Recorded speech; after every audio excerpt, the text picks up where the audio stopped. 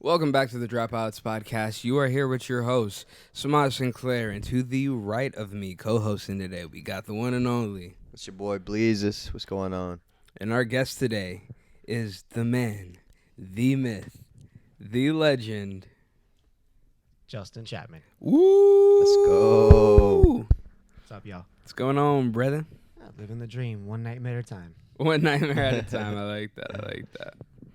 Yo, all right. So we did a podcast before, but I actually wasn't on this podcast. You did the Keisha Parrish show. Yeah.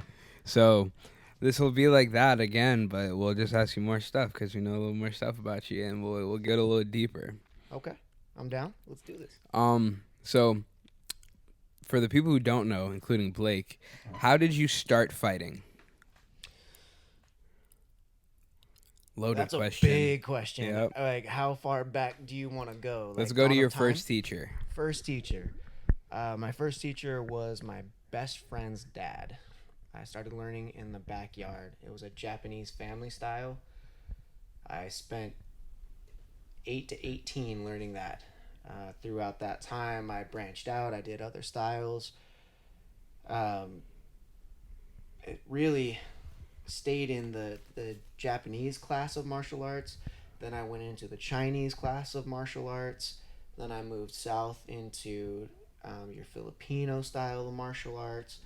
Skipped over Thailand and went over to India and started learning like Kalari, things like that. That is a complicated martial art. Kalari, I've never way even too heard much. of that. So Yeah. Kalari, I'm going to butcher this. Kalari Kampure, I believe is how it is pronounced, has every weapon you have ever imagined, ever.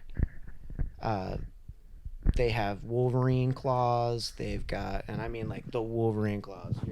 We're talking like out here with the little brass knuckle hitch. They have the, like lumberjack saws. Lumberjack saws? You ever see those big giant saws? You gotta that use, are like, two people? double-sided? Yeah, two people, and there's wood on either side, and it's tied in. They wear that as a belt, and they'll whip that thing and pull back. And the first time I saw that, I was hooked. I was like, yeah!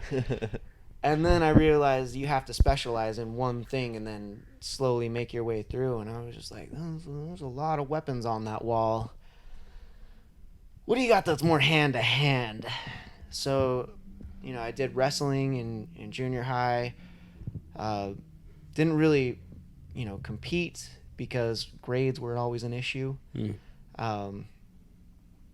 Also tried to go for it in high school, but it just never worked out. I was busy doing other things all the time and making space and time to do everything. It just started getting to the point where I was quitting everything to do one thing. So, I took a few years off in my early 20s and then started back up with MMA, left off MMA, and then specialized in Muay Thai. I started officially doing Muay Thai in 2013 as just Muay Thai, and that's been it ever since. Been to Thailand with the 3 fights. It's glorious. That's awesome. Why do you, of all the different styles and fighting styles you've seen, why'd you choose Muay Thai?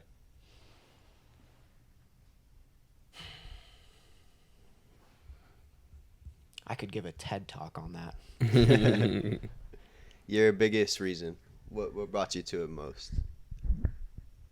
The grace. The grace in which the practitioners fight each other. When you see a really good Muay Thai fight, it looks choreographed. 2 people who are masters of what they do. They have never seen each other before. Lightning speed reactions, quick kicks, quick teeps, quick punches, the dodging, the feinting. I've never seen something so electrifying in my entire life, and I wanted to do that. That's awesome.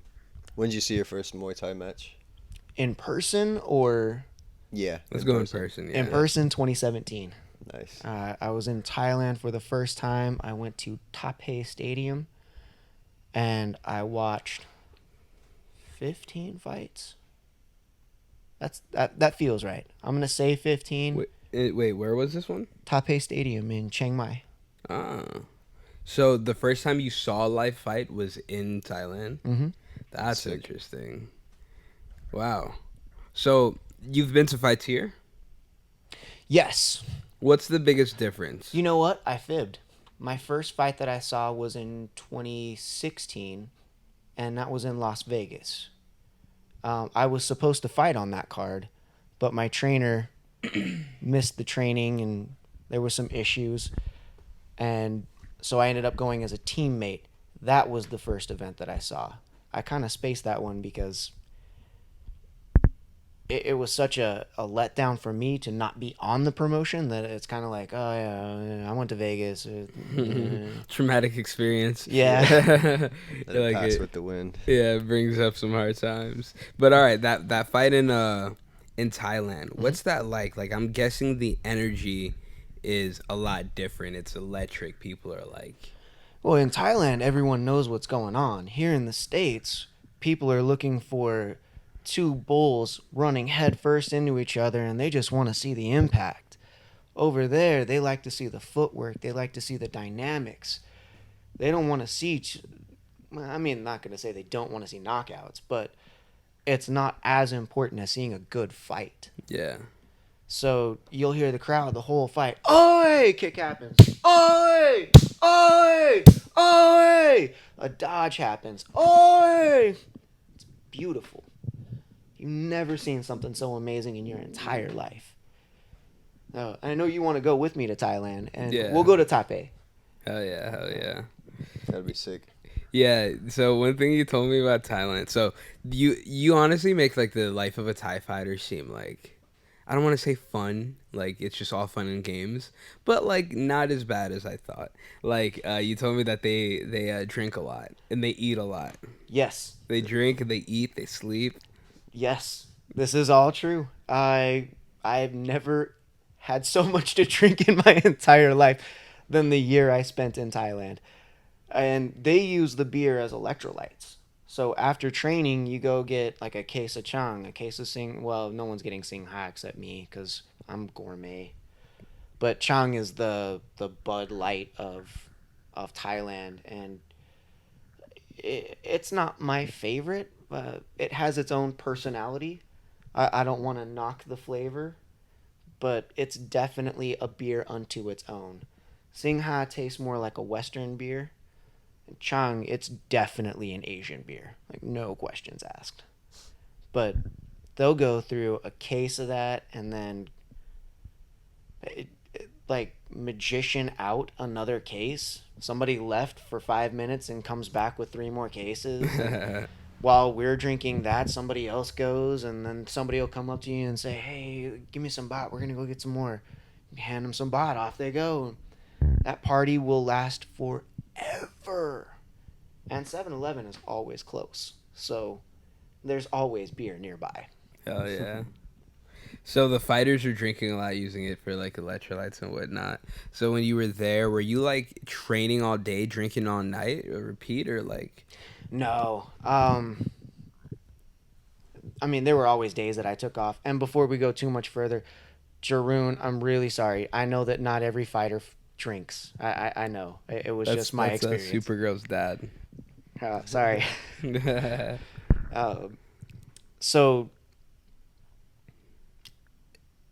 I mean, I would wake up at, 4 in the morning, be to the gym, 5:36, do a 5K, 3 3-minute rounds of shadow boxing, 3 3-minute rounds of sparring, 3 3-minute rounds of bag work, 3 3-minute rounds of pad work, do a class.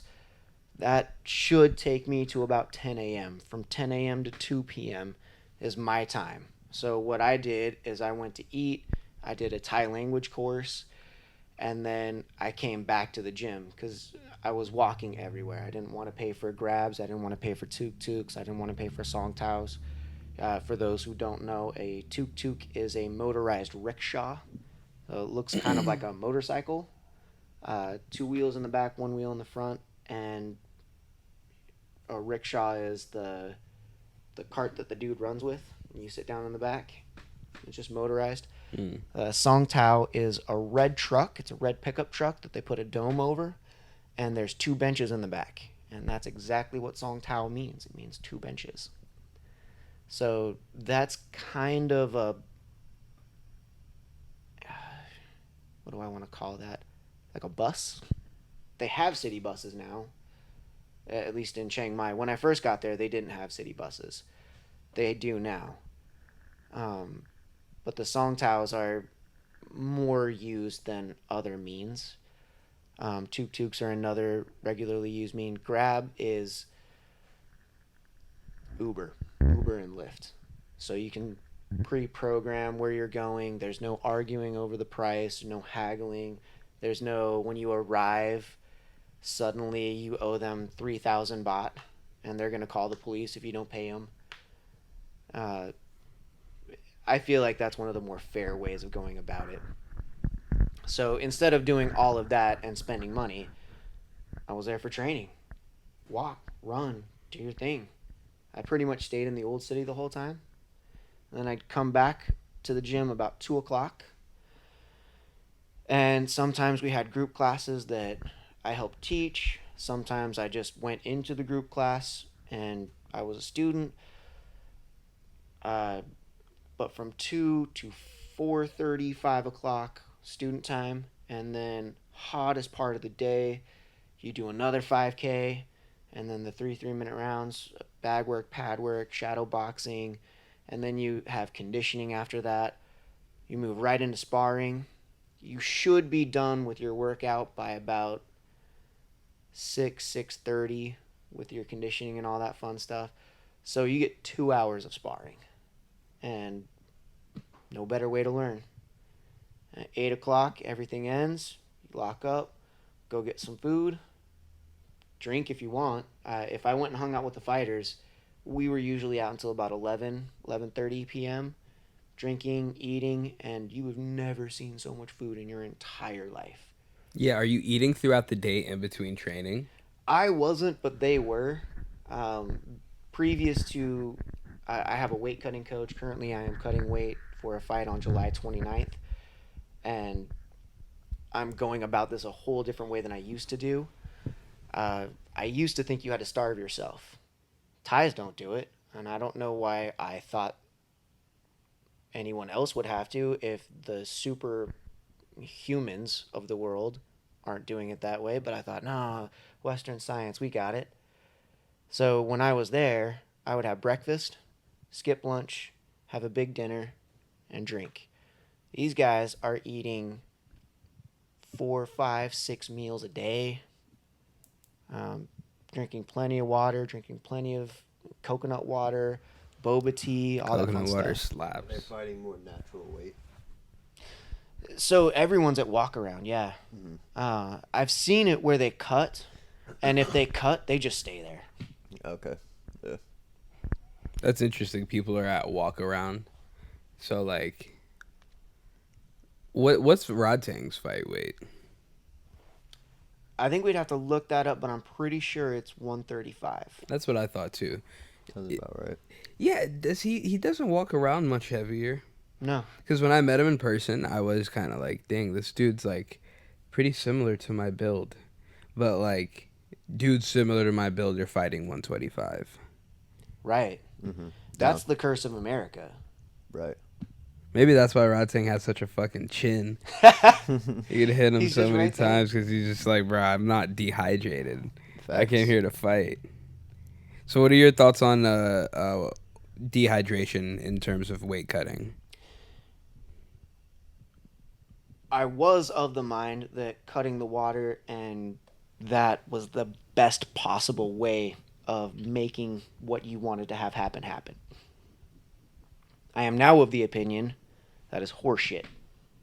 Drink up. I have lost since Monday, June 19 to Saturday, June 24. Today is the 25th, right? Yes. Yeah. So June 24, I've lost 10 pounds. I am eating more food than I thought a human should be able to eat and lose 10 pounds in 6 days. What's your workout regimen right now? Right now, I'm going to teach all the time, so I don't really have a workout regimen. This Where's has all weight? been diet. Where's it going? What are you eating? Are you not eating carbs? I'm eating plenty of carbs. It's mostly protein, though, so I'm doing a low-fiber, high-protein diet right now. I'd have to pull out my list. Every time I'm about to eat, I'm like, all right, what do we got here? Am I good? Am I in the box? Check. Okay, we're going to leave that out. Check. The hardest one for me to cut out is the alcohol because I like wine, I like beer, I like to have at least a glass with dinner. It's empty carbs though, right? It is the empty carbs. I didn't know you were a drinker. Absolutely, sir. Okay, Yes, that's sir. pretty cool. You gotta come out and have a drink with us one of these nights. I'm down, always. And as soon as this weight cut is over, you know where I live. Y'all are welcome. Definitely. Let's have a drink up. We can watch the one Friday fights. Did you see Super Lex fight? Mm-mm. He fought this Friday. He fought a giant. Really? And I mean a giant. This dude has to be 6'8", 6'9", 7 feet tall. Because Rod Tang is my height. I'm sorry, Rod Tang. Super lag. Sorry, guys. Super Lek is my height. Rod Tang's a little shorter than me. Not by Rod much. Tang's but like my height. yeah. Mm-hmm. Super Lek is exactly my height. And at the stare-offs, Super Lek's like this. Staring straight up at the guy. And he knocked him out. Damn. First round. Liver shot. No matter how big you are, that liver. Body gonna shut down. Yeah, you catch that liver, you're gonna get him. It's brutal. I post this on Instagram every time I see one of those liver shot videos.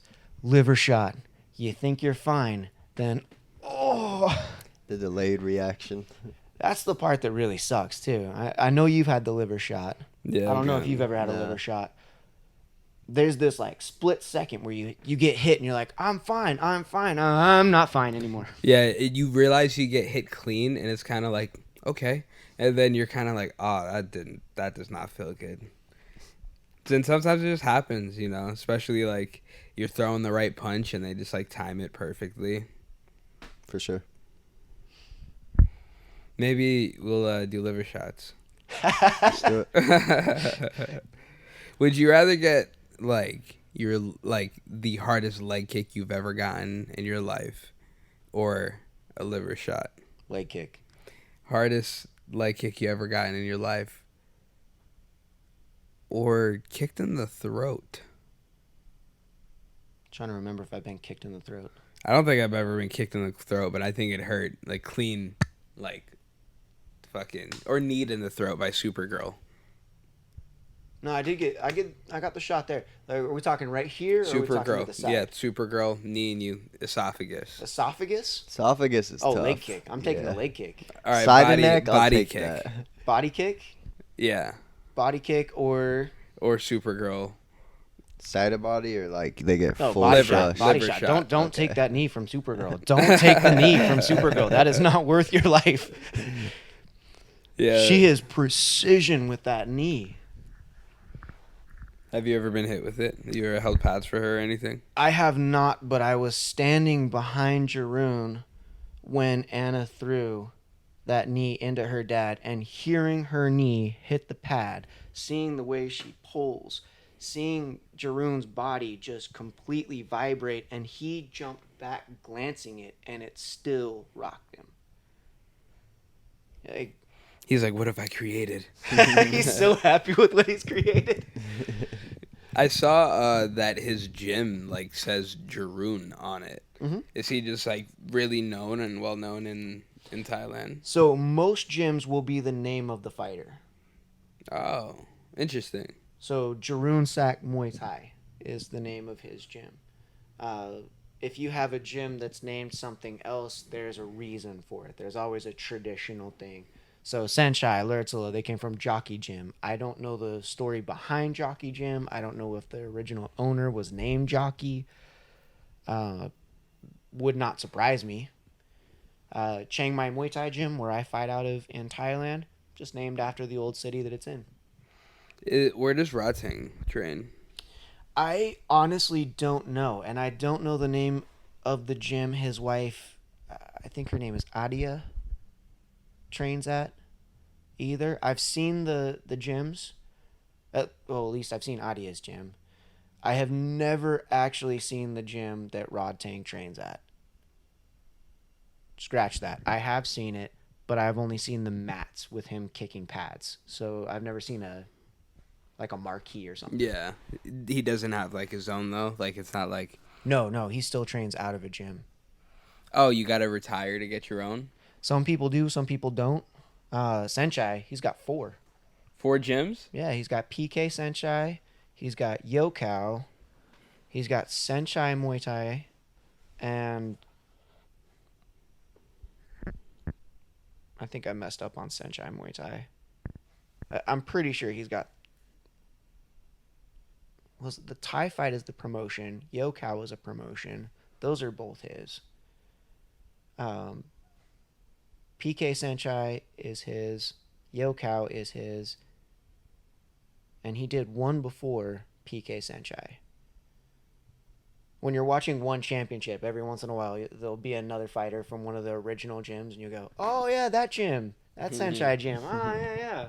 Okay, so that man's an entrepreneur. Oh, yeah. Definitely. He's got the Yokao brand going global. He's got the Yokao fights. He's got Thai fight. And he's still fighting. That's pretty cool. Oh, yeah. He fights on his own promotion all the time. Is that frowned upon? No. Like you could do that? That's what boxers do. Does he set up his own fight though? Like, does As he the head handpick opponents? promoter, I would assume that he at least has a hand in it. Like, is he like, I want to fight this guy?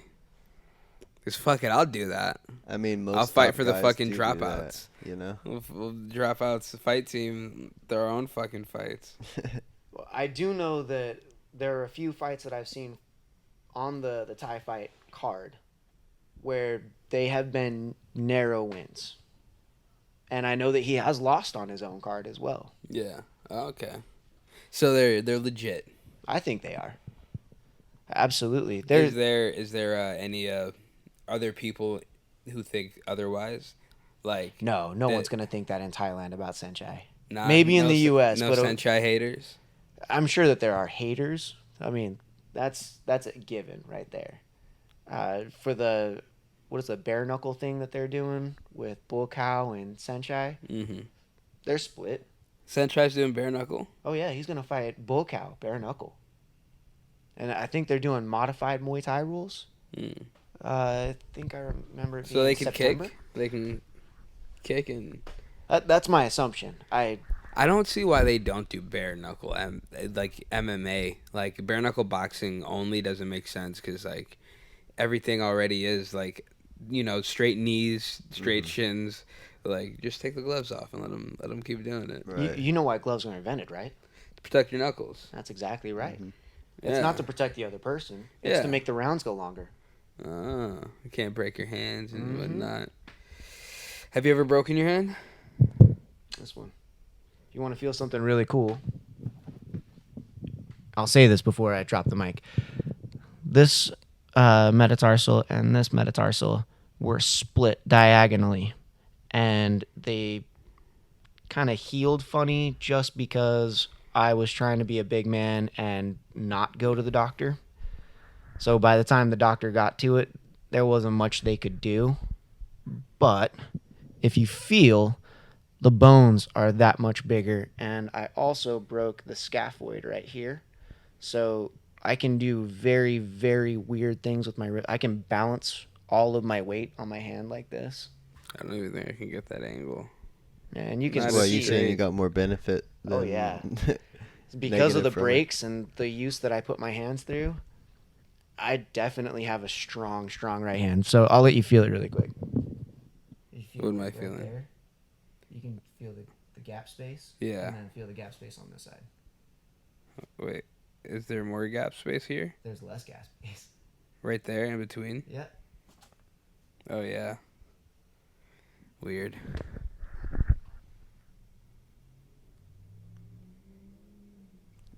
Dang. And then this one right here. That's the bone that fused. It's fused to my thumb and it's fused to the radius. You can just stick your finger right there. That's bone. Damn. And then you can feel the difference on this side. Soft. Yeah.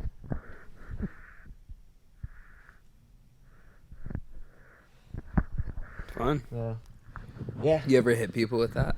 Like club them? That I actually changed my hook. So I don't hook this way. I hook this way. I bring my fist around. I snap it this way. Just because my hand is that much more solid than it is this way. This way I tend to try to cock my wrist a little bit and then I end up with a sore elbow. This way I get this nice little stabby action and it hooks and it pulls instead of just impact and pull off. Oh yeah. Jeez, man, I don't want to break any fucking hands. That sounds like shit. Breaking your hand? I broke my hand on the pads too. I was throwing an uppercut, and the guy that was holding the pads for me, when you throw an uppercut, you want to hold the pad like this. If you got a boxing or the focus mitt, you want to be here, kind of slap down like that.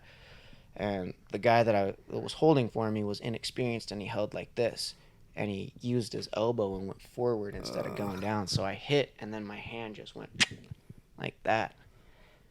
And I knew the second it happened, but naturally, instead of going to see a doctor, I went, let's try that one more time. So I did 3, 4, 5 more times. There was alcohol involved that night, though, for the record.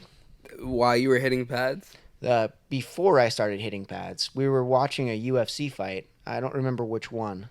Was this in America or Thailand? America. Okay. It was back in Utah. Okay. And sets the scene a little better. So there we were. In the apartment. Drinking, watching the fights. And someone asks a question. How does an uppercut work? Me being me, let's get the pads out. Because a simple, well, you just punch straight up. That's not ever going to work for me. You want the pad. You want the angle. You want the dimension. You want the elbow to the hip and the straight up and the shoulder follow through and the elbow hook up. And yeah, I can do TED Talks on how to wiggle your finger for Muay Thai. True story, you will. When you're doing clinch work, Yeah. There's finger wiggles. When you're catching a kick and you're holding a heel, there's finger wiggles.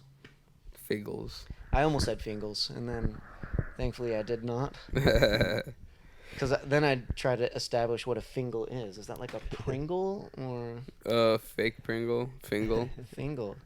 You know they have those in Asia. You know they have those. Probably. So talk to us about the importance of like a good pad holder. It is...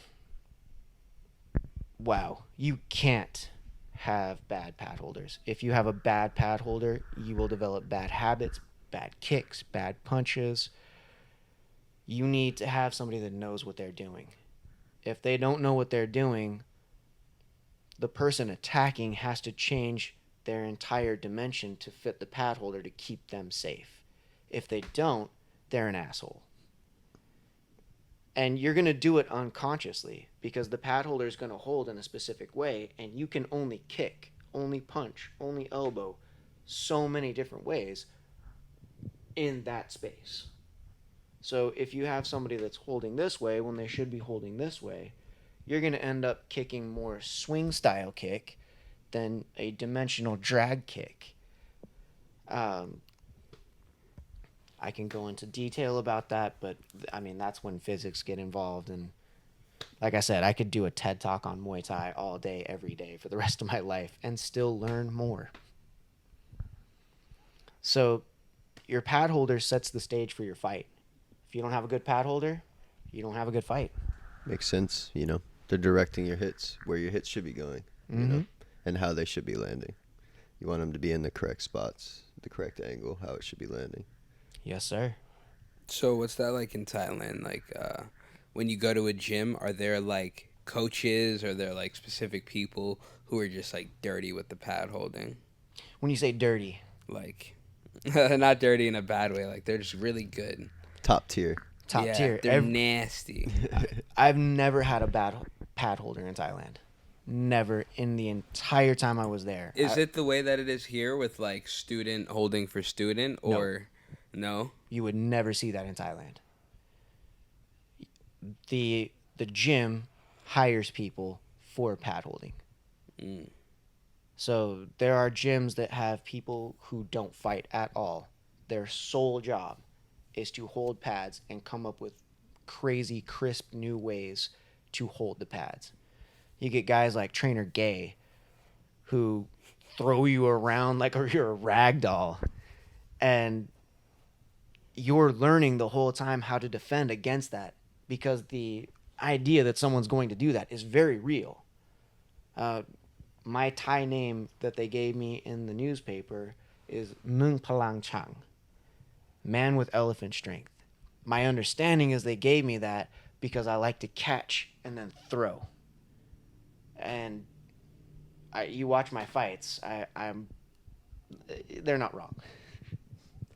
It's a big deal for me to not get hit. You should sign stuff with that name now. No, Palang Chang. Yeah. You know, my favorite name ever in Thai is Nai Kanam Tom, the father of Muay Thai. Kanam Tom is a dessert. Nai means dessert. Nai means Mr. Sorry. Kanam Tom is the dessert. Nai means Mr. So his name is Mr. Dessert. That's cool. Mr. Dessert. He's a fighter? Nai Kanam Tom is the guy that most Westerners attribute as being the founder of Muay Thai.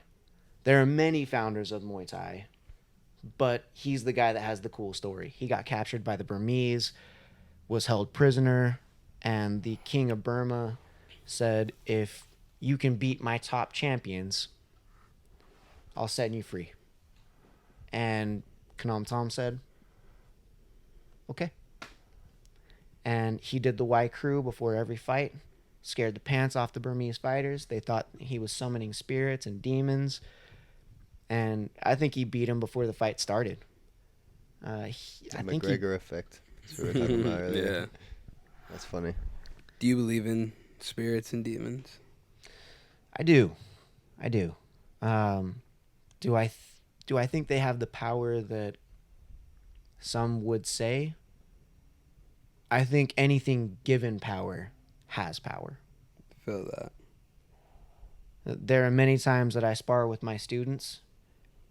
I know the second that I put my gloves up, I've already won.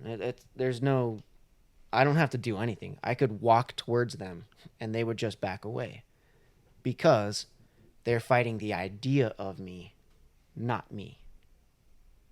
That's true with Senchai. That's true with Lurtzela. That's true with Superlek, Rodsang, all your big names, your bull cows. You can see when the person starts fighting the idea of them and isn't fighting the human that's in front of them. Everyone puts their shorts on one leg at a time, unless you put them on two legs at a time and do the, You're ready to fucking go. Yeah, right. The big boy pull-up, That's the dude you gotta fight. So we all have our tendencies, we all have our habits, we all are human. And if we fight the idea of that person, that is an uphill battle that you can't win. That is your Sisyphus uphill, rolling that boulder. You're stuck. Makes a lot of sense. It's almost like you're fighting yourself. Like the reason why you think they're better is what you're looking at, Yeah. In reality, all you're ever doing is fighting yourself. You're fighting your fears. That's a bar. Facts. Were you ever afraid of fighting? Can you be more specific? Like when you first started, were you like very nervous about it and whatnot? Like, did you become more comfortable in it, or like was it very like like fighters like Mike Tyson would sometimes cry before matches? Like a lot of what they did was facing their fears. Was that ever it for you, or were you one of those people that were just like, fuck it?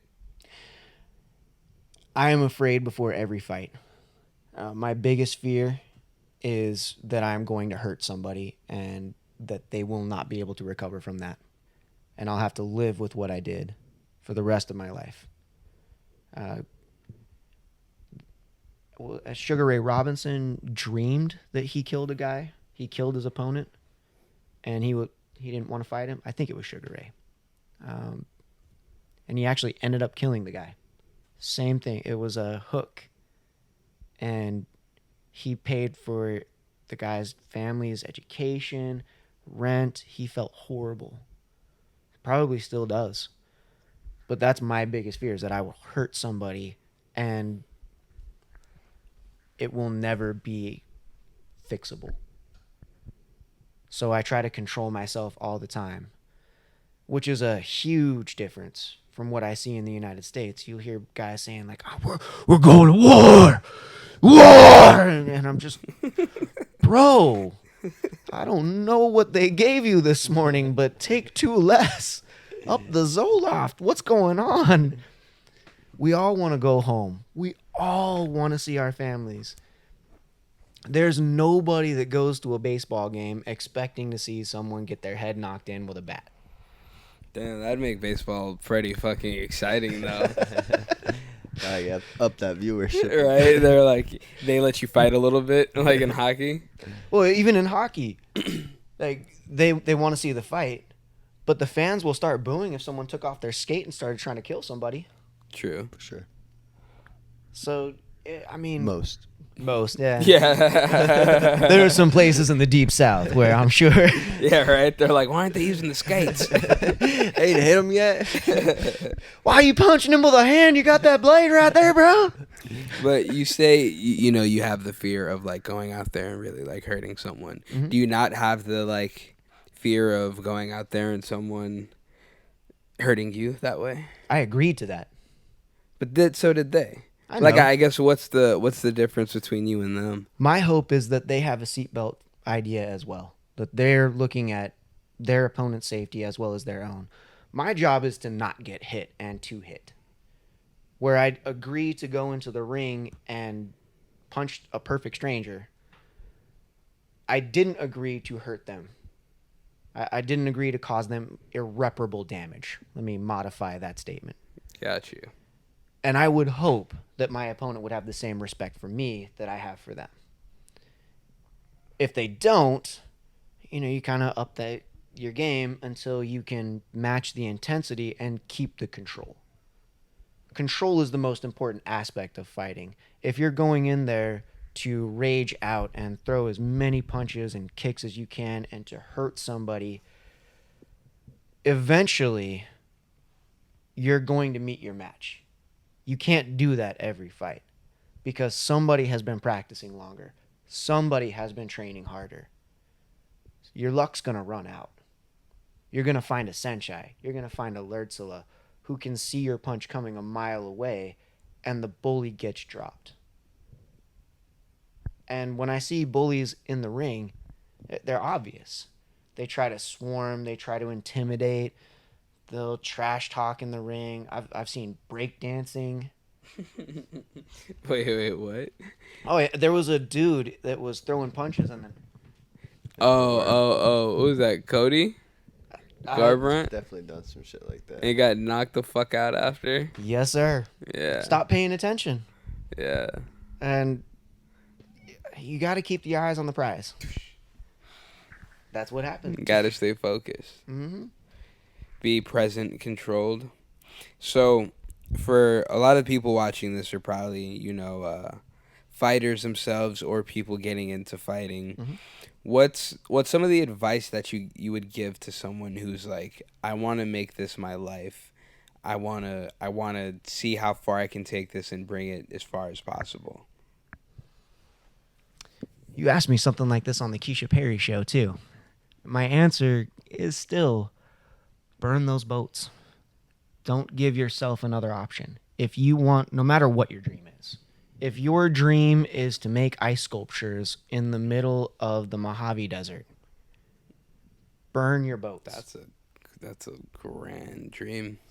Right? Oh, I guess if you work at night, you can make it happen. You could get some AC going, you could make a tent. There's people that have done ice sculptures in the desert before. But if that's your dream, go for it. but don't give yourself a second option. Make your goal the option. If your dream is fighting, to answer the question more directly, we've all had the experience where we're watching a UFC fight, a one fight, and they get asked a question, and the guy's like, yeah, let me not answer that question. Here's some cool stuff. We'll answer the question. So, your question is advice for fighters who want to make this their Profession. Round 1, find a good gym. Find a place where you're comfortable training. Find a place where you can do what you do. Round 2, make sure there's good people and a good coach. Your coach builds you. What makes a coach a good coach? That is 100% speculative. What makes a good coach for me is someone who will hold the pads for you, someone who will give you direction, someone who's attentive. For someone else, a good coach might be someone who lets them kind of free range it out and see where their talents are. When I'm coaching somebody, I want to see what you're best at and then make that bigger. If you're really good at elbows, I'm not going to have you punch because you're bad at punching. I'm going to show you how to use your punch to make the elbow happen. That for me would be the best coach. I've seen that in Thailand. In Thailand, that's kind of the go-to. That's the standard. That's your level 0 coach. The guy that can make that into something even more every single day, those guys are hard to come by. You want a coach that inspires you as well. Not one that you're bashing heads with, arguing all the time with. Like, if you got stuff to do, let the coach know. And if the coach says, well, if your dedication is that low, you're starting out, you got bills to pay, I get you.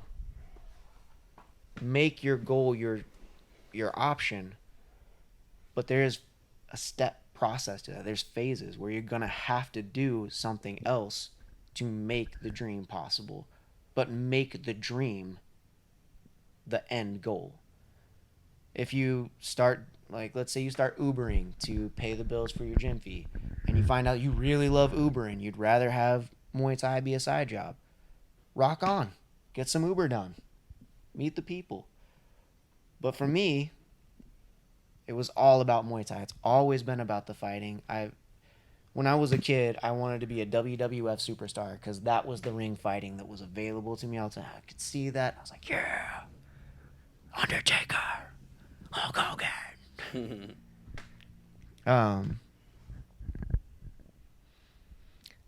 So get a coach that inspires you. Get a team to back you. It is very, very lonely as a fighter. You will have to explain yourself to people who don't want to hear the explanation all the time. How come you want to get in the ring with a perfect stranger, punch and kick them? Your go-to is probably going to be because it's fun, it's exciting. But is that the real reason? You need to have a reason as well. But with a good team, that reason becomes easier. My reason for fighting is I love the chess match of it. The mental chess that I am playing with my opponent. Feint here, up here, slip over, trying to get you to step exactly where I want you to step so I can make that kick real. Sometimes it works, sometimes it doesn't. But you definitely get the practice and you can get the steps. When you see someone like Semaj, they move exactly where he wants them to. And he is so good with his footwork that he just puts you right where he wants you, frames it, bing! That's him. Can anyone do that? I think so. I had this argument with somebody the other day. You have done Muay Thai. I know that you don't go to train, but I know you've done Muay Thai. And you have done an excellent teep. I know you have. Because I guarantee while you were carrying your groceries one day, you got your stuff out of the car, whatever it was, you picked it up out of the car, and you realized, shit, my door's open. And you went and you teeped your door closed with precision at a high level. Could you do that consciously with somebody coming at you? Maybe not. But you could definitely do it with your groceries, so why couldn't you? So, like I was saying, get a team that helps you understand that your day-to-day is what you're doing. The next step that I would say is explore. Read. Write. Study. There are thousands of fighters out there. Somebody's got a style that matches yours. And when you find that person, you can watch them because it's exactly what you would do. As you're watching it, you're going, this guy's going to throw a hook. Here comes the kick. Because you know that's exactly what you would do in that situation. The last step, go do it. If you want to fight, go fight. It took me a very long time to actually fight. I started talking about fighting in 2008. I didn't have my first fight until 2019. But I studied. And my first fight, I won in a minute. You remember the time? It's like a minute 10. I don't think we made it past 2 minutes 30 seconds. But I was there for it. Your first fight was in Thailand, though, right? Oh yeah, at Chiang Mai Boxing Stadium. So your John first Wayne fight Parr was, had his first fight. Your first fight was full contact. You didn't like shin pad and headgear your way into it. You just full on fought. So we do weigh-ins. There are weigh-ins. Chiang Mai Boxing Stadium was one that I did weigh in for. I had to step on the scale before, and I think they would have docked my pay. Well, pay. I don't even know if you can call that. They would have. So in Thailand, when you enter into a fight, the gym puts in a front fee, and the gym gets paid from your wins or your losses. Whether the gym pays you, that's up to the gym. So they might have docked that number had I been out of weight, but I was within weight, and that's the only one that the weight mattered. At Taipei Stadium, hand to whatever holy object, person you hold dear, I stepped on the scale. The guy looked over and went, "That's a number." Didn't write anything down. Didn't do any. Off you go. I was like, "Well, what's my opponent's weight?" He has a weight. Go. Another number. His number. Don't worry. They're all just numbers. You get on the scale, it says some stuff. But Taipei does bill their events as super fights. So, Chiang Mai Boxing Stadium, it was slightly different. Not entirely different, but slightly different. I got lost in the weight aspect of that. What was the question again? What was the overall question? You asked him how is his fight in Thailand. Yeah, you went straight to full contact. Full contact. That's where I got lost. So there is no such thing as amateur fighting in Thailand. There is also no such thing as professional fighting in Thailand. There's just fighting. There's stadiums, there's promoters, there's field fights, there's farm fights, there's carnival fights. Anywhere you can erect a ring, they're doing a fight there. If you get a chance, look up Songkran river fights. What? They're fighting by the river? They're fighting on the river. That's crazy. Oh, yeah. On floats or what? Yeah, little floats. Some of them are on logs, like soaking wet logs. And the person that gets knocked off and falls into the water, they lose. You're out. So that was something that came across my desk. I'd never seen that before until I was in Thailand.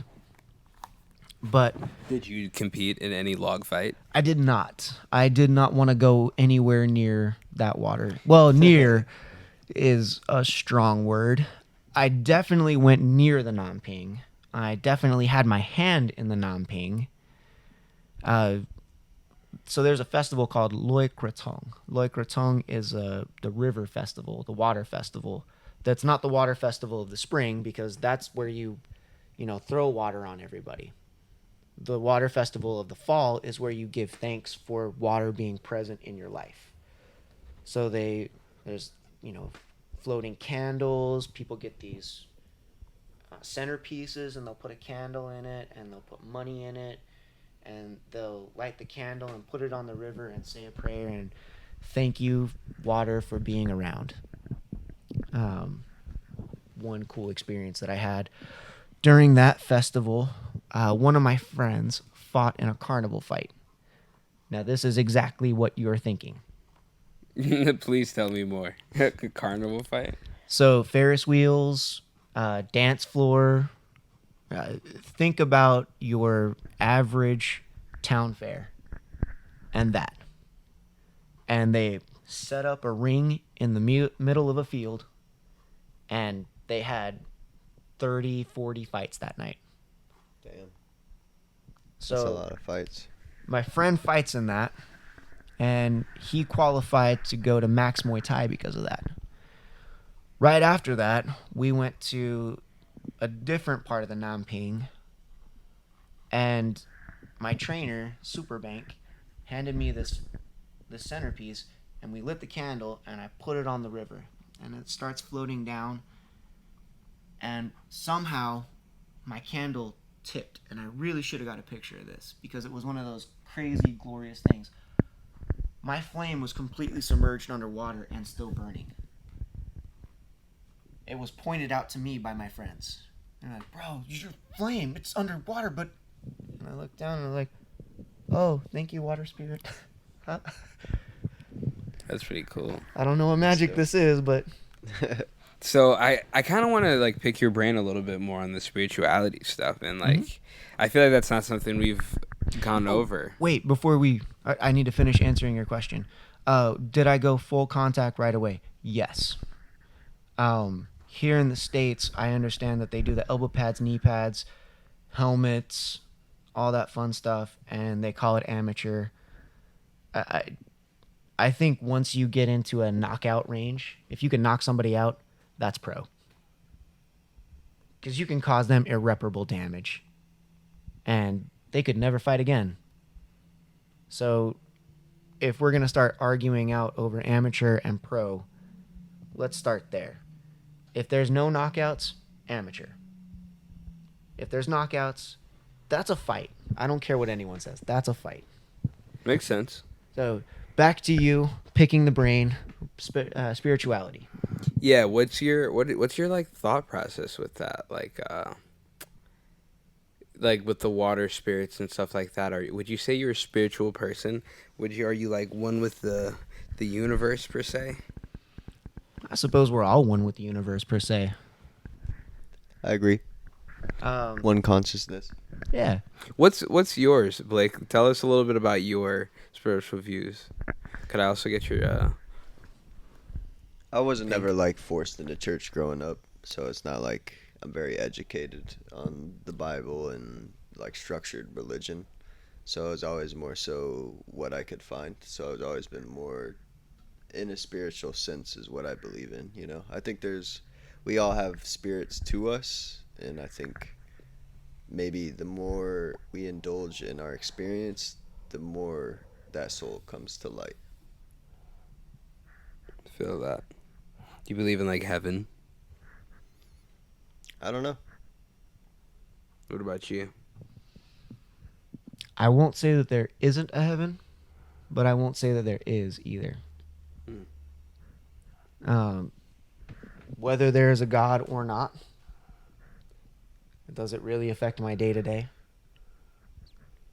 I'm still living regardless of whatever entity may or may not have created anything. Is there a supreme consciousness? Probably. Am I affecting that supreme consciousness? Probably. Can I get that supreme consciousness to give me or do anything for me? Probably not. Probably not. Why not? What do you mean, get it to do anything for you? For me specifically. Yeah, what do you mean? There's no me in a collective. Like, you don't think you can pray to a higher being and be like, I need XYZ, and the higher being would bless you with XYZ? That is what I'm saying. I do not believe that that sort of thing can ever happen, simply because there would have to be a full ripple. You can't throw a rock into a pond and not have a ripple. So if I prayed for that and I got it, it's because collectively, somehow, some way, I lined myself up with a specific ripple that created the opportunity for me to move forward in such a way. Inaction and prayer will never go hand in hand. I'm sorry, one more time. Inaction and prayer will never go hand in hand. Inaction and prayer will never go hand in hand. And what do you mean by that? You can't just sit and pray and hope. You got to get out there and do. You gotta have action as well as pray. Mm-hmm. I feel that. So did the prayer make what happened happen? Or did my actions align you with the ripple? Or was it a combination of both? I like to often think it's a combination of both, but so right now with like religion, spirituality, I'm in a place where like I'm not too concerned about religion per se, Mm-hmm. but in terms of like spirituality, intention and whatnot, what you put out into the universe. So I would say a little bit of both, because sometimes that prayer or whatever that may be is just you releasing energy into something, which I feel like can affect your actions, kind of like the butterfly effect, you know what I mean? Yeah. Like, had you not said that prayer, maybe you wouldn't have been setting intention or putting out the right energy to make you align with whatever ripple you go into, you know? So I don't know, it's hard. It's a hard one, and it's one of those things where you never really get the answers to. You're never really wrong, never really right. But also plays his part right back into it, because without the action of you doing that, there's nothing, you know? Yeah. Well, I mean, it depends, because, like, you know, for example, some people who, like, may be sick or something, you know what I mean? I think that people have the ability to heal their bodies, like, with, like, just the thought of, like, their mind. But I know that some people use entities and use higher beings to channel that, which I think is the same thing. It's just energy. So, like, you could be like, I am sick, but I'm not going to the doctor. So that's, like, no action, but you know, you sat there and prayed, and you know, sometimes people miraculously But that no in longer its have own the would be the things. action. Right. The prayer itself. The action of believing in yourself is the action that we're talking about. The prayer saying, you know, dear higher power, please cure me. I see what you're saying. So the action could be something as simple as faith. Yes. Like just having faith behind something. That makes sense, because then at a point a prayer is just a script. Exactly. I feel that. And is your script going to get filled? Maybe. We'll have to talk to the divine pharmacist and figure it out. The divine pharmacist. I like that. You think, if you think of God, do you think of them in the way that they're often depicted? Man in the sky, big white beard. This might actually get me into a lot of trouble, but I believe that all gods exist. Every single one of them. Because we believed them into existence. Whether they were here first, debatable. Chicken or the egg? Exactly. What came first, the phoenix or the flame? What came first, the chicken or the egg? We'll never know. Does it give people hope? Does it give people a standard to go to? Yeah. Do I think that we need that standard?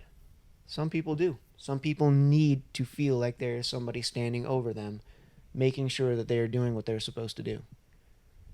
I specifically hired a weight cutting coach because I needed to be accountable to somebody for my weight. Because I tried it myself, I couldn't hold myself accountable. So I got help. Do they reach out to you often? Yeah, Alexis reaches out to me almost every single day. Heck yeah. And anytime I have a question, a concern, is this food on the list? She's right there. And Alexis is the owner and operator of Salt Lake Muay Thai in Salt Lake City, Utah. Alexis, you might get another client soon. Who knows? I'm trying to figure out how to not be a fatty, but also I'm trying to get yoked. I'm trying to be strong. I don't really care about being yoked, like looking huge. I know that getting stronger I will look better, and like that's what I would like. I don't want to get like a breadbasket. I'm not trying to like exchange abs for strength per se, you know what I mean? But making weight, that wouldn't work anyway. But yeah, I just want to be strong. But like I feel like I train a lot, but my eating is like shit, because either I'm eating not enough all day, then at one point just eating a shit ton. But that's kind of been like a way that I realized like my weight doesn't get too crazy, or I'm just not eating enough because the time I get to eat, I'm like, I have to train right now, or I have to train in an hour, so I can't really like eat much because I'm gonna yak. So like I'm just gonna have like a granola bar and some water, and then There's nothing wrong with that. Food is food. There's a certain point where food is food. for sure. But I know that like if I want to get stronger, like I do have to be eating like some More real substantial food, food. proteins, yeah, you know, getting that shit in there. But like I've just kind of like gotten to this habit of just being like I'll train all day, and then like It's just knowledge. It's like Alexis. I'm sure she knows what food has all that packed into it that you can have right before a fucking fight. Or, Yeah. you know what I mean? Training and stuff. yeah, I gotta get linked up with Alexis. Yeah. It's knowledge is everything, bro, and anything, you know? Amen. You're welcome, sis. There's fighters like Sean O'Malley who's like his diet's so like dialed in that he's like literally sending samples of his shit, or I don't know if he's sending it or if he shits there, but like they're looking at his shit, they're looking at his piss, they're looking at his blood, his hair follicles, sleep, all that, and they're like making him meal plans specific to like, you know, basically his body, everything that's being like calculated and whatnot. I think that's interesting. But then I'm also like, man, what about like I don't know. I'm like I'm stuck in between the place of like science of like this is how they're doing it now, and also like, all right, if you're watching video, we might have lost you for a few minutes there, and I'm It's just sorry a if we blink. did.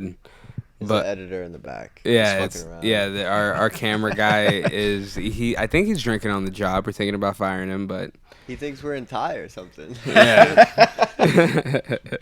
But yeah, if you're listening to the audio, then you still got the whole shebang. You're like, what are they talking about? So shout out to the audio people. Shame on you, video people. I'm kidding, but subscribe on Spotify as well. But yeah, we were talking about being super dialed in with your food, and we used the example of Sean O'Malley literally like shitting in cups to give to his fucking nutritionist. Make sure his levels are adequate. And there are plenty of labs, even here in North Carolina, that do that. There's a lab right down from my house where they'll take a blood sample, figure out what you're lacking, and then tell you what you need to eat to make it a thing. I feel like if they're not taking the shit sample, like they're not doing the full thing. I think you can do the whole thing. You gotta see what's coming out. Mm-hmm. I mean, gotta know. yeah, you gotta know. You do. Also, you can get paid for your shit. Yeah, I tried. They didn't accept me. Really, Apparently, you have to applied? be You can make insanely like healthy. $250,000, bro. What's the- Just same thing, shitting in a bag, and you ship it to him, and then you get paid. Why didn't you qualify? Probably what he's saying. You gotta be super. What fucking was healthy. unhealthy? Like, how did they test you? They ask you questions, and you just fill out. You answer the questions, and they either accept you or they don't. They tell all kinds of questions between my age, my health, what my poop looks like, what I eat. You fucking name it. You didn't But they were gonna fucking- pay me like $250 a day to poop, and I was like, you yeah. didn't lie and say like. No, that is a very real Well, thing. that's the thing. I was like, okay, you don't know what they're looking for. They're like, Yeah. maybe they're looking for a specific study of lactose people, you know. So like, Ah. you kind of want to be not like neutral about it, and like Yeah. maybe you are pig, but I guess they were only looking for healthy people. Nah, I'm gonna get right and start selling my shit, dog. Just get insider information and fill it out how we need to. And I feel like Between the three of us, we'll be almost a millionaire. Amen, right? I feel like I could find someone for $50 a day to handle my shit too. I don't Right. want to do the. I don't want to touch it. Shit in the bag. Oh yeah, that was what my thing is like how streamlined is this? So Yeah. Like you do what is am I you- pooping into? What am I sending in? My understanding is the bag goes over the bowl. Okay. Oh. So you're just shitting in the toilet still. Yeah, and then you Okay. just like, wrap it. Where on do up. you wipe? What do you like? Shit, take the bag off. Now you can wipe and then poop in the toilet. Or I do don't, you there are turn it instructions. I am not a member of the group yet. I am gonna try for this though, because I'm not gonna lie. If I can get this and then head over to Thailand and make this a Right? How'd you get to Thailand? Shitting, bro. Literally. lots and lots of shit, bro. Lots and lots of shit. They're like, yeah, but what kind of shit? And you're like, Yeah. all. I'm pretty sure like they give you like dry ice and everything to like send it back with. Mhm. So it's like at That's a certain fucking crazy. temperature. You know what I mean? That's insane. Wow. They're spending a lot of money to study shit. For The sure. world we live in. Yeah. Like, you got to come out to Thailand with us. I'm definitely down. I heard it's very affordable. Absolutely. I was there $600 a month for 1 year. That's awesome. I heard they got good food too. Yeah, that's why everyone's eating all day. So What are they eating? I think the easier question is, what aren't they eating? Mm. Those tables are stacked. You'll see a meal for one that in America would look like a meal for six. Because they have each individual ingredient out, so you can just grab the spinach, throw the shrimp paste in there, add the sauce that you want, put in whatever sprout you want. It's more of like always like a feast. Oh, Kind yeah. of a vibe. What's Grab the what you want. what's the deal with the lady boys? Gatoy, what you want to know? I don't know. I just feel like when I'm online and like I hashtag like Muay Thai, so I be seeing Thailand shit be popping up, and because of that, I just been seeing a lot of lady boys on my feeds. You will. They're a very big thing in Thailand. So I never know how to answer the question because it's a classification. It's a group of people. So you have gay, lesbian, gatoy. What's Katoy? Gatoy is ladyboy. Is ladyboy like a offensive term, or is it like That's what gatoy means. it's just like it's a translation? Mm-hmm. Okay. Oh, I let me be 100% clear for all the Thais watching. I do not know if it is a direct translation. My understanding is that gatoy just means ladyboy. Hey, don't shoot the messenger. So gatoys can have surgery. So they might be a man that became a woman. Oh, I thought ladyboy had to still have the boy parts and just look like a lady. Some do. Some have boobs and boy parts. That's what I thought. It was like so a you gotta traditional lady boy. yeah. But you gotta keep the Yeah, boy part, the downstairs. the boy part. Yeah. Lady and boy. Yeah. Can you always tell? If you can tell, you've been there a while. Mm. If she looks like she's 25, impeccable makeup, impeccable, just the most beautiful woman you have ever seen in your entire life, looks to be about 23 to 28, chances are that's a man. So yeah, So I you're heard. saying the traditional ladies, they're not even like dressing up like that. All of the ladies More that so I knew natural. in Thailand were jealous of the Gatoys for their ability with makeup.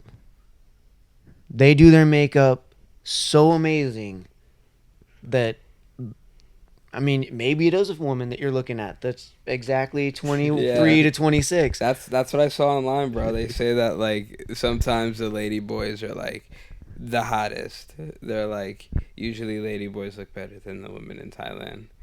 And I guess they're just really good at it. I guess like maybe like they know what the guys want to see, and they deliver. Hmm. Makes sense. And there's face putties that they'll use. So yeah, that's one What that does that mean? Face buddy, they're reconstructing the shape of their face. basically, you can look this up. There's makeup tutorials of women that put this. It's basically putty, and they'll put it on their face, and they'll reshape their cheekbones. They'll reshape their eyes. They'll reshape their nose. When they pull it off, it's a whole different human. You like poke it falls off. No, it feels real. Damn. Putty feels like Yeah, I mean, you have to wipe off all the makeup, then heat it up, and then pry it off. heck yeah. All right. Sorry we got to end the pod on this note, guys, but it's about that time. Thank you guys for watching. Subscribe, follow my boy Justin here. We're going to... Fighter Justin Chapman on Facebook, Instagram, and YouTube. Heck yeah.